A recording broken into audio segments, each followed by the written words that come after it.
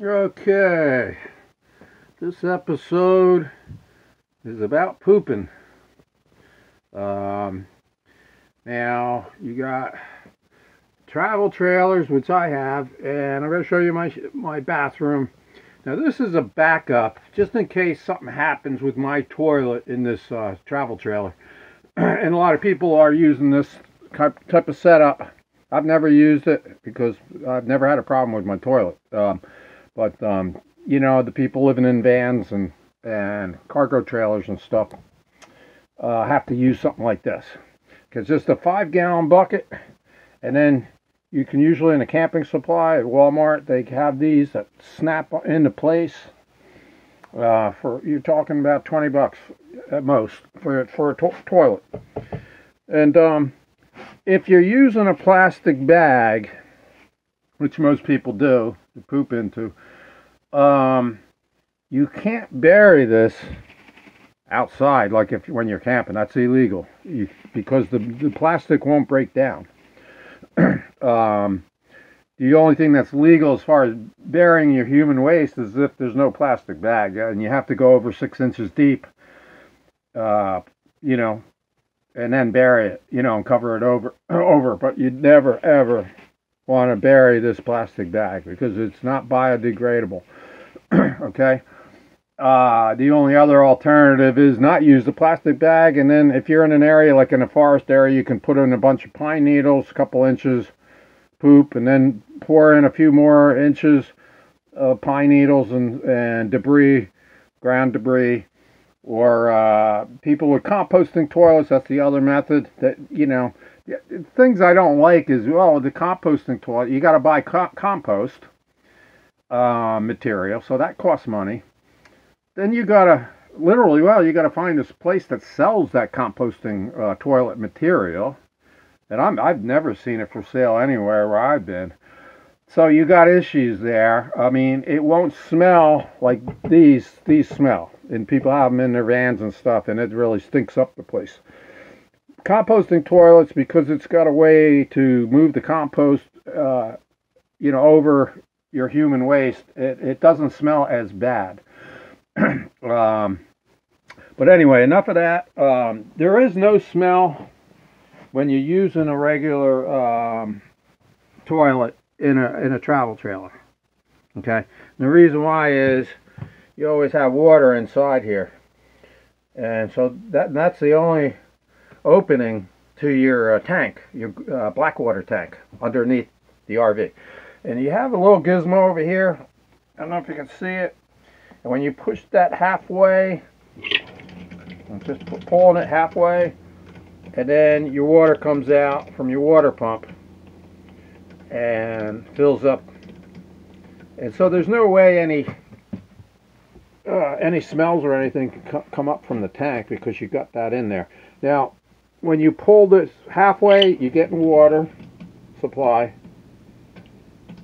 and when you pull this all the way, it'll actually, I'm going to pull it all the way, it dumps it all. Okay? And just pull it halfway. So it's real easy, and it takes care of everything, just like in a home. I only have to dump this black water tank once every 6 weeks. It's the only time I have to deal with it.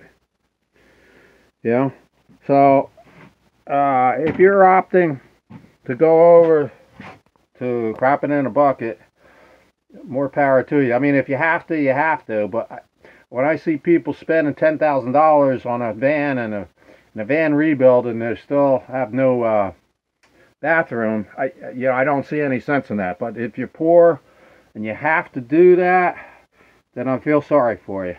But there's my shower. Okay, well, you're not going to get in a van rebuild, obviously. This shower, you got a movable shower head, and this shower, hot and cold water, obviously.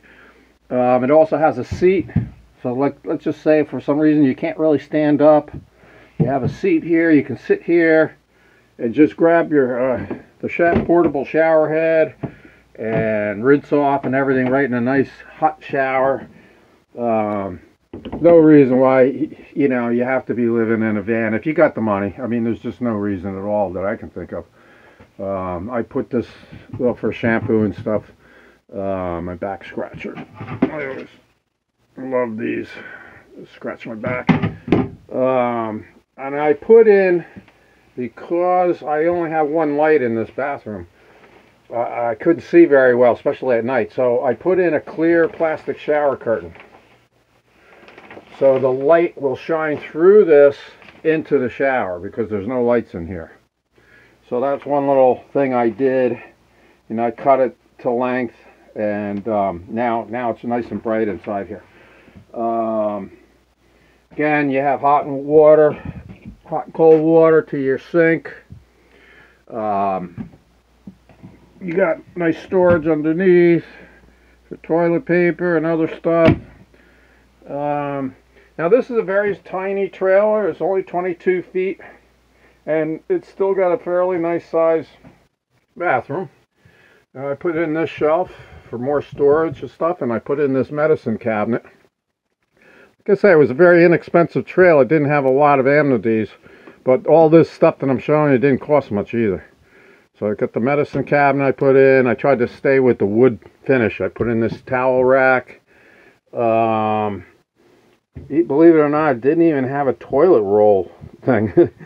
But all this stuff that I'm showing you, it cost less than $100 to add, so it was pretty easy. And then it's got the roof vent in here, so you have no condensation building up. And I leave that open when I'm taking a shower, and even after the shower, I leave it open for an hour or so, and it'll just all the moisture inside will evaporate.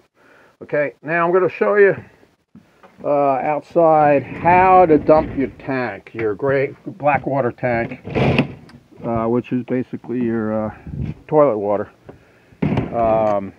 There's two ways to do it. If you got a travel trailer, you can pull your travel trailer up to a dump station and then just, you know, dump your tanks. Or when because I have a lot of setup here, I like to use a blue boy. This way I don't have to tow my trailer over to the dump station. So that's a blue boy right there. Okay, that's a 15-gallon. And all you have to do, it's real simple. Anybody can do this. You just got this hose, and it just goes on here. Yeah. And here's your valve. You open up when you get to the dump station. The other side of the hose. The dump stations is just a little hole, and that guy there sticks down in the hole, and then you just pull your valves. Either this one's the gray water, and that one is the black water, and then it just releases and goes down the pipe. It's that simple. You know, 10 minutes you're in and out of the dump station. Or you do what I do, is dump into a blue boy, and that has wheels on it. You just pull that, wheel that over. I have a carrier on the back of my Jeep. It just goes into my hitch.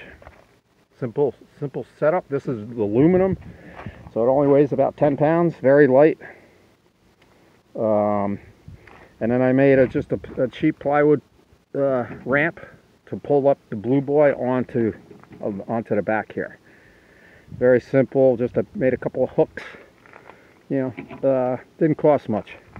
And so that's what I roll the blue boy up into, and then I take that to the dump station instead of having to move my whole campsite and, you know, all that kind of stuff. It's just much easier, especially if you're in a campsite for the winter or something. You don't want to be having to take your whole rig there. But you know, if you're a woman, you know, these tanks are very heavy, so unless you have help, you'd have a hard time getting that tank up in here, because let's see, that's 15 gallons tank times 8, 125 pounds. It is on wheels, so you know, you might have to just bring your whole rig in to the dump station. But unless you got another hand, you know, if you're married and you have a husband or something, he can help or do it himself. And the only other thing you need if you're doing the portable method like I am, you just want to hose, so you can hose down, you know, you want to clean out your tube here, the slinky type device. And like I say, I only have to do that once every 6 weeks. It's that simple. It's not a big deal. I don't have to be dealing with pooping in a bucket and having to deal with that every day or two. You know, even composting toilets. You have to be dealing with where do I take my human waste? Now, one of the things I do, is I pee my pee I do in just a, you know, 1 gallon container, and that saves me literally 7 gallons a week in urine. If I was using the toilet for that, I would literally fill up my tanks every 2.5 weeks, 3 weeks at most. So I just dig a hole and I pour this in once a day, and that saves me, just in 3 weeks, that's 21 gallons, and I only have 25-gallon tank, so that saves me from having to go to the dump station much, you know. And so I think that's about all I wanted to talk about. You know, how easy it is when you have a travel trailer dealing with your human waste. And you're getting so much, you know, when you have a travel trailer. The hot shower, hot and cold water to your sinks. We got 2 sinks in this travel trailer. You know, you have all that where you don't get that, say, living in a van or a cargo trailer or what have you. So just want to show you, especially women out there, how easy it is. I've done other episodes about how easy it is to hook up a trailer to a vehicle. Very simple. Any woman can do it. Matter of fact, even this crank here, they have electric ones. If you found it was kind of hard to, you know, crank this thing in both directions, you can hook up. Here's my battery right here. It's a real simple thing. 3 bolts holding this on. You take those bolts off, you remove this thing. Okay, and that goes all the way down to the ground down there. Okay, comes off real easy, 3 bolts. You put another one on here that's run by electricity. It just has a button on it. Connects to the 12-volt battery, and you just push the button and it will make your trailer go up and down. So, but I don't think any woman's going to have a problem. Even with my my trailer is like 3,100 pounds, but when it's loaded like I have it now, it's probably closer to 5,000 pounds. But you know, with one hand I can crank this thing up and down to bring the hitch ball into place to hook up to my Jeep. Okay, I think that's about it.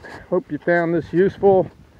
If you're planning on spending a lot of money on a van and a van rebuild, I think you should rethink that whole strategy, because I only paid $4,500 for this 22-foot travel trailer, and I've got a furnace in there, I've got 2 sinks, cooking facilities, shower, bathroom, and a bunch of other stuff.